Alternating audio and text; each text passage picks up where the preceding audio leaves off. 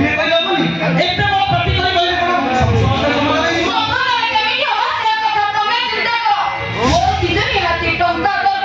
ମୋ ପାଖରେ ଟଙ୍କା ନାହିଁ।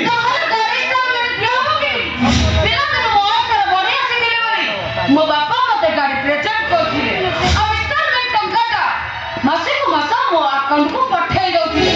ତମର ଯଦି ଟଙ୍କା ଦେବାର କ୍ଷମତା ନଥିଲା ତାହେଲେ ମୋଠୁ ଟଙ୍କା ନଉଥିଲେ କାହିଁକି? ତମ ବାବା ପାଖରେ ଯଦି ବହୁତ ଟଙ୍କା ଅଛି ତାହେଲେ ପୁଅ ଫୋନ କରିକି କାଲି ଇନଷ୍ଟଲମେଣ୍ଟଟା ଧରିଦେବେ। ତମ ମାନଙ୍କୁ ହିସାବ ମୁଣ୍ଡ ଗରମ କରନି କହୁଛି।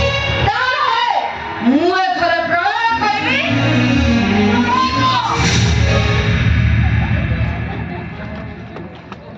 ଭାଇ ତତେ କଣ କିଛି ଶୁଭୁନି? ମନୀଷା ଯାହା କହୁଛି ସେଇଆ କହିଦବ। ଆରେ ତୁ କିଛି ଗୋଟେ ବ୍ୟବସ୍ଥା କର। ବିଶାଲ ଆରେ ମୁଁ ସବୁ କଥା ବୁଝୁଛି ଯେ ହେଲେ କଣ କରିବି କହ? ମୋ ପାଖରେ ତ ଏତେ ଗୁଡ଼ାଏ ଟଙ୍କା ନାହିଁ ନା। କଣ ହେଲା? ଟଙ୍କା ନାହିଁ? ନାଇଁ ରେ। ଦୁଇ ଜଣ ଯାକ ରୋଜଗାର କରୁଛ, କହୁଛ କଣ ନା ଟଙ୍କା ନାହିଁ। ଏଥିରେ ପୁଣି କହିବୁ କଣ ନା ରୂପାଲି ଆଉ ମୁଁ ତ ପୁଅ ଝିଅ। ଏ ଭାଇ ଏ କାହିଁକି ଏମିତି ମିଛରେ ଭଲ ପାଇବା ଅଭିନୟ କରୁଛୁ? କାହିଁକି?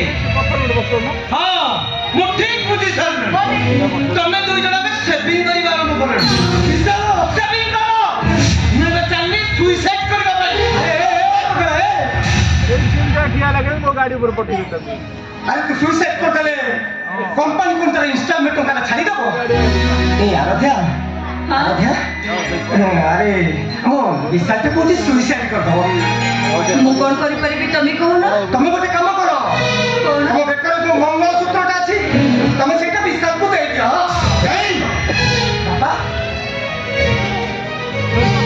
नहीं जानो से मंगलसूत्र बिक्री करे कथा तुम्हारा से मंगलसूत्र तुम्हारा स्मृति से मंगलसूत्र का बिक्री करते तुम्हारा पर करने कम जीरो बाबा बाबा पुओ तो मरि जीवो मंगलसूत्र छाई लाभ कोन बापा मु जानि छी बापा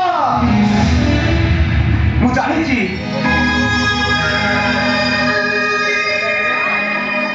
से मंगलसूत्रटा बिक्री करि देले बेसी कष्ट लागिबो तुमको काहेकि ना से मंगलसूत्र भितर तरा तमे मो मां को देखुथिलो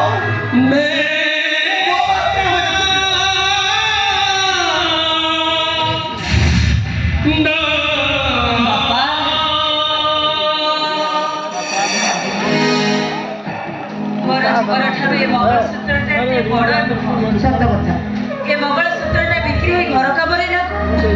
ଏଇଟା ବୋଧେ ବୋଉଙ୍କର ଶେଷ ଇଚ୍ଛା ଥିଲା।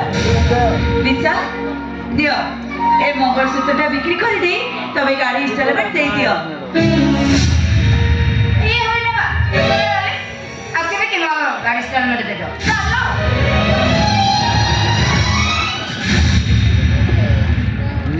ଭାଇ खाली ମୁଁ ଦେଖିନି ଭାଉଜଙ୍କ ବେକରେ ସେ ମଙ୍ଗଳସୂତ୍ରଟା ଦେଖିଦେଲେ ମତେ ଯେମିତି ଲାଗେ ମୋ ମା ବଞ୍ଚିଛି। ଆଜି ତ ମୋ ମାକୁ ମାରିଦେଲୁ ଭାଇ। नहीं ମୋ ମାକୁ ତ ମାରିଦେଲୁ।